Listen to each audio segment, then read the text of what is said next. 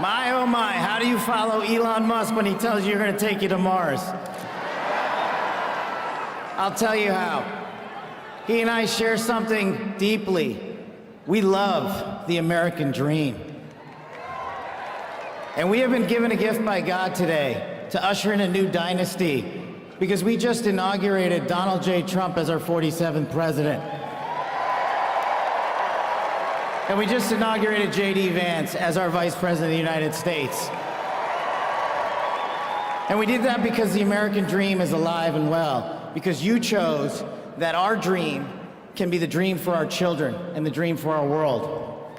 And we are at a crossroads here in America, but our future is bright because you had the courage to stand for your convictions. So I'm humbled here to talk to you about why I love the American dream. My story's pretty simple, it's unique, and some of you share in it. My parents were born and raised in East Africa. My father in the 1970s fled a genocidal dictatorship in Uganda, where he saw 300,000 of his countrymen murdered, where he saw what lawlessness would do if it was allowed to break through the system of constitutional justice. He fled, like so many others. He married my mother. They moved here. They waited in line.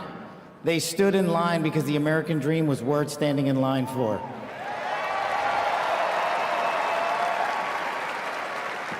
That dream is woven into the fabric of this nation, and our immigration policy is the greatest policy in the world, and now that we have Donald J. Trump and J.D. Vance, it will become the greatest policy in the world again.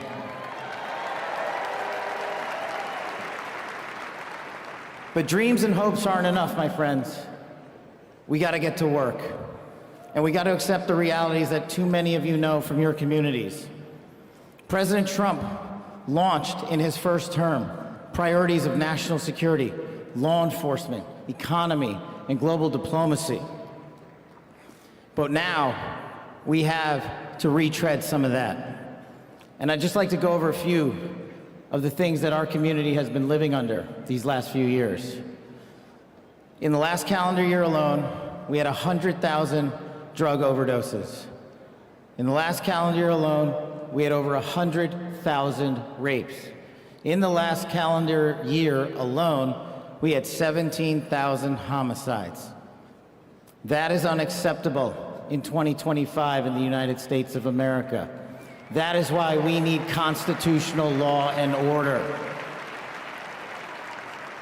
When I read the statistic that for the age group of 18 to 45, the #1 cause of death is CCP fentanyl. We are not prioritized to go after the threats that face this country, and most of all, that face our future generations. But thank God, we will be starting right now.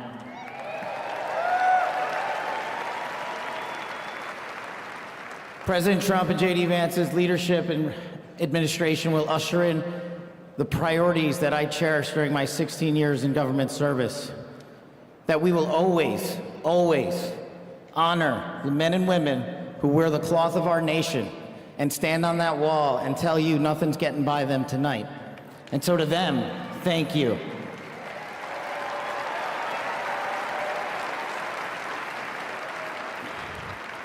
To our teachers and our frontline workers and our first responders, y'all choose to show up every single day for our children, for our communities, and we will now show up for you. Thank you for keeping us safe.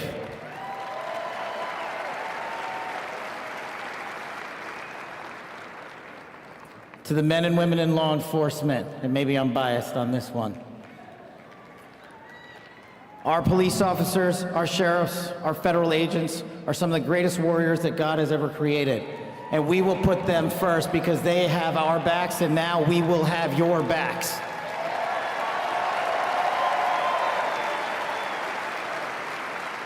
I am standing here because of the American dream. I am not standing here because of the color of my skin. I'm standing here because I earned my right on this stage, and you earned your right to be here with me.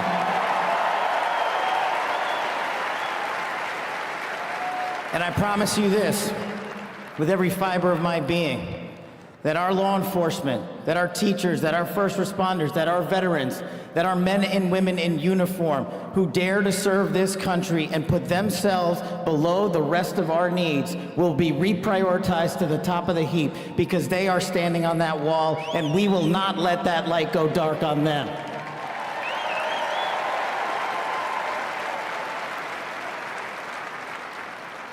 Whether I was a national security prosecutor, a public defender, President Trump's deputy director of national intelligence, his chief of staff at the Department of Defense, or so many other roles that I was humbled and privileged to serve when I swore an oath to that Constitution, which I hope to do so again one day soon. You have my word that you have ushered in a dynasty of change. You have ushered in a dynasty that will allow our children to live this American dream. My American dream. I am living the world's American dream. I am the son of lawful immigrants. We worked our tails off just like you all do, and I'm gonna make you a deal. I promise you I will never quit on your children. I will never quit on their children, because this American dream does not belong to me. It does not belong to them. This American dream belongs to the world.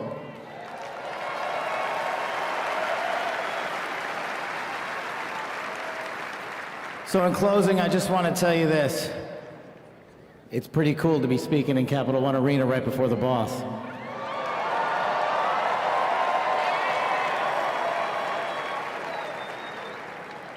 You've inspired me beyond words. Your love, your devotion, your commitment to our country, everywhere I go, shows us that we are not only the beacon of hope, but we are the land of constitutional justice. We are the land under Donald J. Trump and J.D. Vance, where we are going to end the two-tier system of justice. We are going to remove the weaponization of the intelligence community for political purposes, and we are going to put the men and women of America first.